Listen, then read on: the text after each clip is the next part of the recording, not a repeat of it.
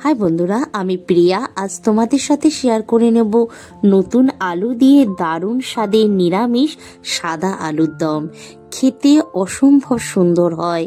চলো এটা তৈরি করার জন্য সবার প্রথমে আমি এখানে নতুন আলু নিয়েছি, গাটা ভালো করে ছাড়িয়ে নিয়ে সিদ্ধ করে নিয়েছি। এবার একটা মশলা তৈরি করব, তার জন্য নিয়ে নিলাম কাজু আর পোস্ত। প্রথমে এটাকে নর্মাল গুঁড়ো করে নেব। এবারে ভেতরে দিয়ে দেবো দই। এখানে আমি 100 গ্রাম দই নিয়েছি। আবার এটাকে একটু পেস্ট করে নেব। আমি এর ভেতর না ঝালের জন্য কাঁচা লঙ্কাও দিয়ে দিচ্ছি। এইতে কিন্তু কোনো হলুদ বা শুকনো লঙ্কা বা লঙ্কার গুঁড়ো ব্যবহার হয় না। এবার আর একটা গুঁড়ো মশলা তৈরি করব, তার জন্য নিয়ে নিলাম ধনে, মৌরি, জিরে, এলাচ, লবঙ্গ, দারচিনি আর 2টো তেজপাতা। একটুখানি ভেজে নেব,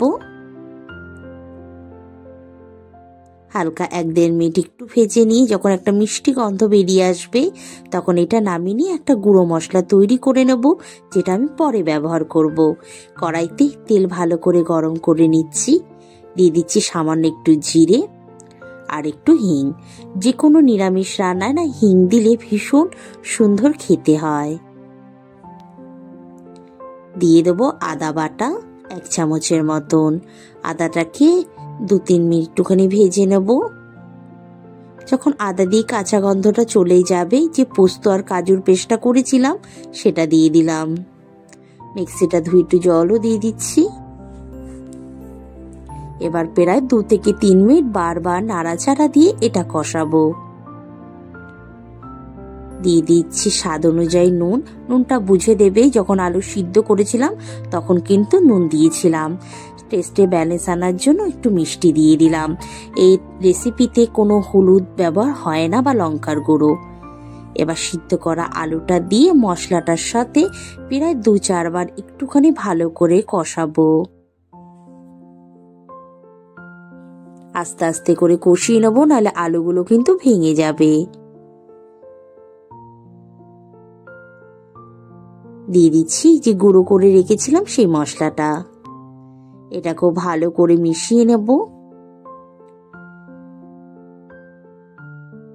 এটা হতে একদমই সময় লাগে না, খুব তাড়াতাড়ি হয়ে যায়। ভালো করে মিশিয়ে নিয়ে দিয়ে দেব বড় কাপের 1 কাপের মতন গরম জল।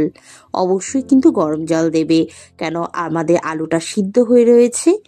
এবার ভালো করে মিশিয়ে নিয়ে, বেশিক্ষণ সময় আগেই বললাম একদমই লাগে না এটা, কারণ আলুগুলো সিদ্ধ করা আছে।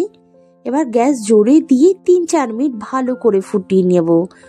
যখন একটা গ্রেভি চলে আসবে, যতটা আমার প্রয়োজন, আমার এতটাই প্রয়োজন গ্রেভি, এর থেকে বেশি আমি গ্রেভি টানিয়ে দেব না, তাহলে একদমই শুকনো হয়ে যাবে।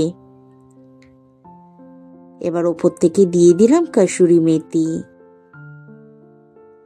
ভালো করে মিশিয়ে নিচ্ছি। অলমোস্ট আমার কিন্তু এটা রেডি হয়ে গেছে। নিরামিষ দিনে না লুচি বা পরোটার সাথে ভীষণ সুন্দর খেতে লাগে। অবশ্যই তৈরি করবে, আমায় জানাবে কেমন হয়েছে। ভালো লাগলে একটা সাবস্ক্রাইব করে দিও। Thank you so much.